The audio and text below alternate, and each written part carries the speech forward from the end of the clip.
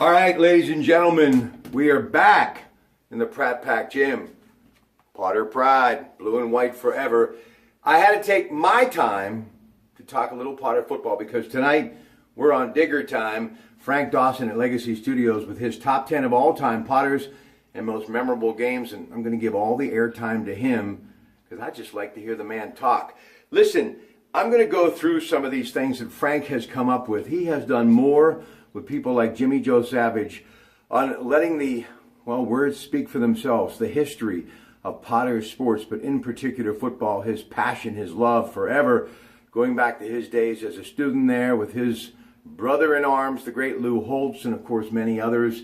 Trainer at one time, a very busy man, Dawson Funeral Home, following the footsteps of his father. His son Dyke is there, daughter Belinda there, her husband Jim is there. So folks, the legacy continues. But when you think of Frank Dawson, you think of a bow tie. I don't know, I always think of the Digger in a bow tie. I need to rock a bow tie one night, right? But he's always just dapper, articulate. I love to be around him, and he has meant more to me than you'll ever know. He is incredible. He's the Digger. But there's a lot of stuff here to get to, but I found it fascinating today. 1898, first football team formed at East Liverpool High School. 1904, field goals reduced from 5 points to 4. Fred Mountford, the school's first acknowledged superstar, has an 85-yard punt against Wellsville. Hey, maybe it's just me. A thought from the bleacher seats. I would love to see Wellsville and East Liverpool play football. An extra game at the end of the year, just for bragging rights. Would love that. All right, 1907, membership of the Athletic Association makes decision to purchase new suits featuring blue and white colors. September the 4th, the letter H for high as in H-I-G-H, and the on the front rather than E-L as in East Liverpool. 1909, field goals reduced from 4 points to 3. 1910, first East Liverpool High School football team with complete records, coached by Frank Wallover. 1912, touchdowns up from 5 to 6 points. You realize how much work he put into this? That's why I got to do it, folks. I'm sorry. I just got to do it. 1916, both teams claimed victory at East Palestine on controversial George Kidder recovery of loose ball on the opening kickoff, October 21st. Who can forget George Kidder, right? And don't forget the Lou Holtz Hall of Fame. I mean, that's a must. You know, school season fast approaching. Call them. It's a great field trip for students of all ages. And not just from East Liverpool. I mean, anywhere. Tri-state. You're going to love it. 1917, East Liverpool Tribune, edited by Jerry Sims, first uses nickname Potters in a game with Cambridge. 1920, Robert Robbie Robinson recovers 9 fumbles in one season. 1923, Monroe Patterson donates West End property to Board of Education. 1927, starting 7-0, upset sparked by Dave Anderson's lateral interception score at Bel Air, October 29th. 1928, direction of playing field changed from east to west to north-south at Patterson Field. 1931, very significant. First night game at Patterson Field versus Toronto, October 10th. How cool must that have been?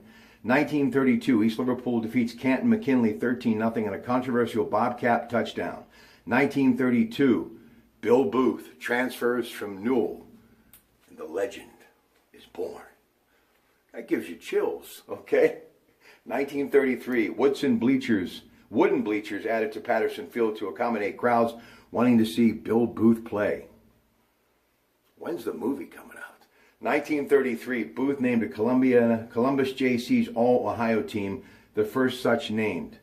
1934, Concrete Stadium completed by WPA workers, leading to third dedication ceremony.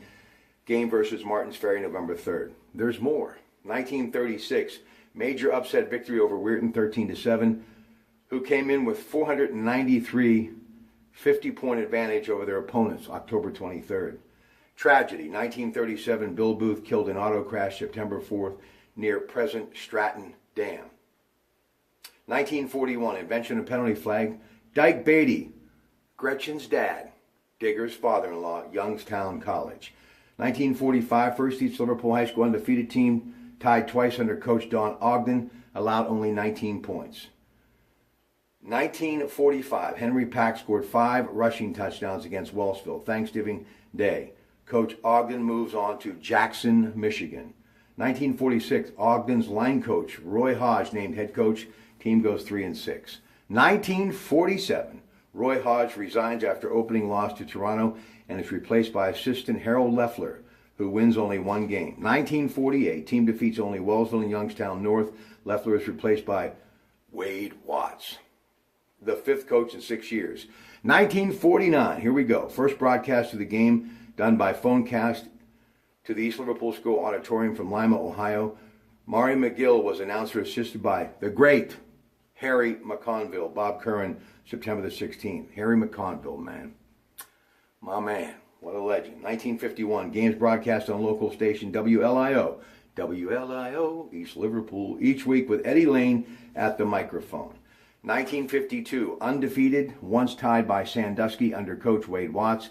1955, undefeated under coach Bob Gibson. 1956, most points scored in the season, 407 under coach Lou Vendetti and quarterback Bernie Allen. Bernie Allen, Lou Vendetti. 1958, two-point conversion rule instituted. Bob Makel scores initial two-pointer versus Akron St. Vincent on September 12th. 1959, training meeting room constructed under stadium by Blue and White Non-Paral Club. 1959, historic upset 14-13 at Warren Harding, October the 16th. And Paul Warfield on that Warren Harding team went on to play for the Miami Dolphins and became a Hall of Famer. 1961, locker rooms and showers divided from opponents and ceiling added to under stadium dressing areas. You realize all that construction is still such a big part of who they are today. And the 50s must have been fabulous, and the early 60s being a Potter fan, huh?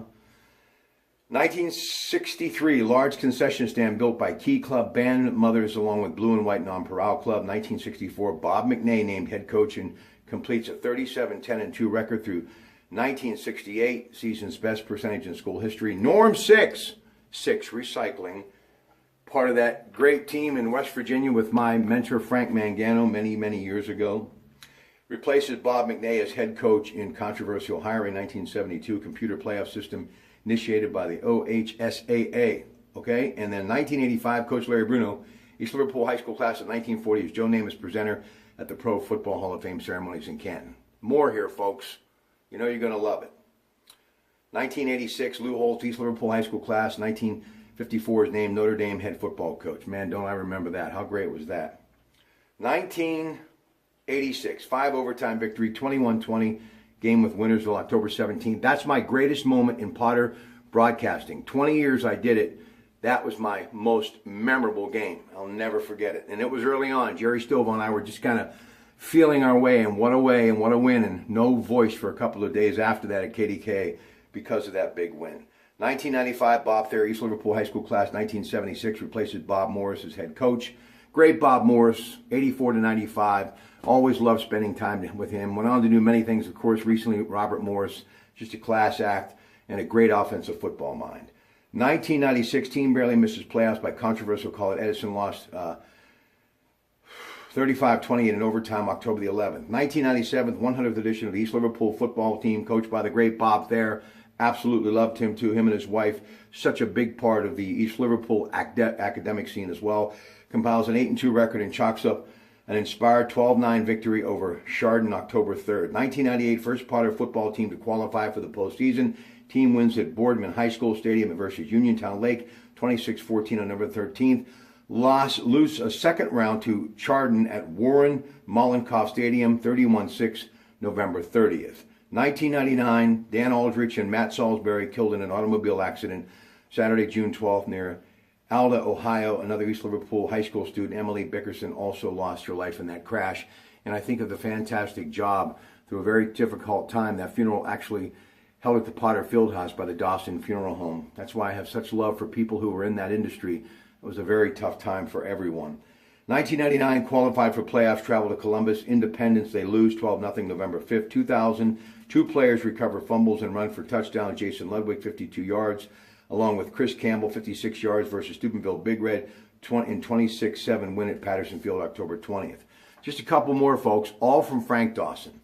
2002, qualified for playoffs and home field advantage, posting a 20-14 win over Marietta on November the 1st. Lose to Avon Lake, 31-14, November the 8th at Massillon's Paul Brown Stadium. 2004, sad day, Bobby Thayer resigns as head coach at the school overall record 67-38, also 27 wins between 1996-98, most in any 3-year period to accept Westlake head coaching position. In 2005, Pat McNichol from that great family of East Liverpool High School class 1980 moves up from assistant coach. Team goes 3-7 with 499, 458, and 27 overall record. 2006, team posts 500th victory of all time, 10-7 win over Weirton September 6. 2008, Coach Pat McNichol resigns prior to the final game with Salem. Assistant coach, the great Alfred Johnson, who dedicated his whole life to East Liverpool and the school system. Just a great guy from the historic East End of East Liverpool. Named interim head coach, 2009, 112th season. Mark Asher named head coach March 9, 2009. 2010, team led Willie Laval and Marquis Tompkins qualifying for the playoffs, defeated by Licking Valley at Patterson Field, November the 6th, 29-3. Tompkins established his career total offense mark with 3,516 yards. 2011, Asher accepts head coaching position at Struthers. It's replaced by Beaver local and Mount Union graduate Rick Prescott. 2012, construction begins on new restrooms and locker rooms on bluff overlooking playing field, which is a great vantage point, I might add. 2013, new facilities dedicated. Rick Prescott resigns as coaching head following a 5-5 season. 2014, here we go, folks. Josh Ludwig becomes the team's 46th coach. He was a teammate of Prescott's at Mount Union and served as an assistant during his tenure at East Liverpool High School. Member of the class of 2000, Ludwig makes the 7th graduate to hold the position of head coach in East Liverpool. The others include George Pop Kidder, 1926, Ernest Butcher, 1922, Edwin Wells, 1914, Arthur Frick Wallover, 1910, Bob Thayer, 1996, 2004, and Pat McNichol, 2005 to 2008. Now, the moment you've been waiting for, my top 10 Potters of all time. At number 10, great on either side of the football, Larry Long.